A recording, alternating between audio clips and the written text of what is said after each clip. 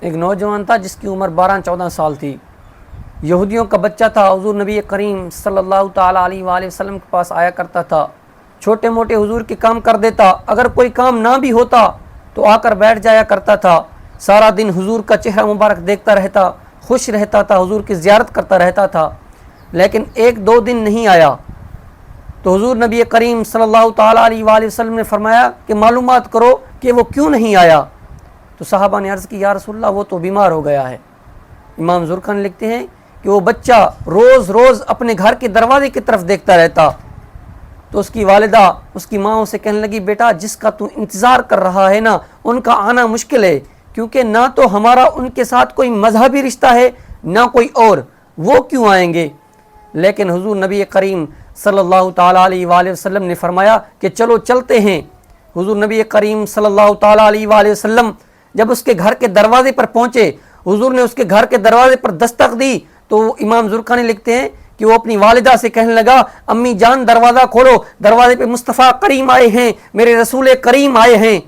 تو اس کے والد محترم نے دروازہ کھولا تو حضور نبی کریم صلی اللہ تعالیٰ علیہ وآلہ وسلم اندر تشریف لے آئے۔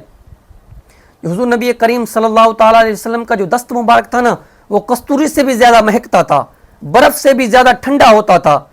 جب حضور نبی کریم صلی اللہ تعالیٰ علیہ وسلم اندر داخل ہوئے، اندر تشریف لے آئے تو بچہ رونے لگا۔ حضور نبی کریم سرہانے کی طرف سے آ کر بیٹھ گئے، اس کا سر اٹھا کر اپنی گود مبارک میں رکھا اور اپنا کستوری سے بھی زیادہ مہکتا ہاتھ، برف سے بھی زیادہ ٹھنڈا ہاتھ جب اس بچے کے سر کے بالوں میں پھیرا تو ان کے والدین رونے لگے، ان کے ماں باپ کی آنکھوں میں آنسو آ گئے، عرض کرنے لگے یا رسول اللہ ہم غریبوں پہ بھی اتنی مہربانی، اتنی شفقت، اتنی کرم نوازی۔ وہ ایک ہندو شاعر تھا نا، حضور نبی کریم صلی اللہ تعالیٰ علیہ وسلم کی نعتیں لکھتا تھا، حضور کی شان میں شاعر کہتا تھا، حضور کی نعتیں لکھتا تھا۔ تو مسلمان بھی اس وقت بڑے ڈاڑے قسم کے ہوا کرتے تھے، وہ جا کر کہتے حضور کی شان میں بڑی بڑی نعتیں لکھتا ہے، حضور کی شان میں بڑے بڑے شاعر کہتا ہے، تو مسلمان کیوں نہیں ہو جاتا، اس کا کلمہ پڑھ کر مسلمان ہو جا۔ تو شاعر کہتا تم نے یہ بات کہی ہے تو اس پہ بھی ایک شعر سن، اگر عشق ہو جائے کسی سے کوئی چارہ تو نہیں، صرف مسلم کا فقط محمد پہ اجارہ تو نہیں، محبت ہو گئی ہے مجھے اس سے، پیار ہو گیا ہے تو مجھے اس طرح مجبور تو نہیں کر سکتے۔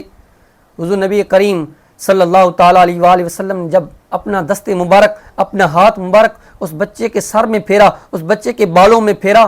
تو ان کے والدین کی آنکھوں سے آنسو جاری ہو گئے تو بچہ بھی رو پڑا۔ جب حضور نے اس بچے کا چہرہ دیکھا، اس بچے کا منہ دیکھا تو حضور نبی کریم صلی اللہ تعالیٰ علیہ وآلہ وسلم سمجھ گئے کہ وقت تھوڑا ہے، اس کا وقت قریب آ چکا ہے۔ تو نبی کریم صلی اللہ تعالیٰ علیہ وآلہ وسلم نے اس کے ساتھ وہ کیا جو اس کی آخرت سنورنے کے لیے تھا۔ نبی کریم صلی اللہ تعالیٰ علیہ وآلہ وسلم نے اس کے ساتھ وہ کیا جس سے اس کی آخرت سنور جائے، وہ کیا میرے رسول کریم نے جو میرے نبی پاک کا درد تھا، جو میرے نبی پاک شوق رکھتے تھے سب کے لیے۔ حضور نے فرمایا بیٹا کلمہ پڑھ کر مسلمان ہو جا۔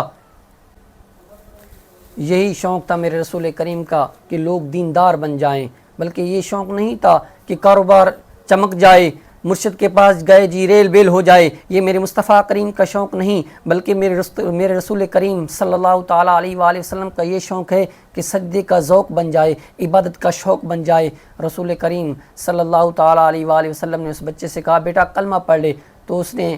اپنے ماں باپ کی طرف دیکھا تو رو پڑا اور اس کے ماں باپ کی آنکھوں سے بھی آنسو جاری ہو گئے۔ باپ رو کر کہنے لگا بیٹا آج یہ ثابت ہو گیا ہے کہ مجھ سے بھی زیادہ پیار تجھے مصطفیٰ کریم کرتے ہیں، تو میری طرف نہ دیکھ بلکہ کلمہ پڑھ کر مسلمان ہو جا۔ اس بچے نے ابھی کلمہ ہی پڑھا تھا کہ اس کی روح قبض ہو گئی، اس کی روح پرواز کر گئی۔ دیکھو کہ مسلمان ہوتے ہی اللہ کی بارگاہ میں چلا گیا، اللہ کے پاس حاضر ہو گیا۔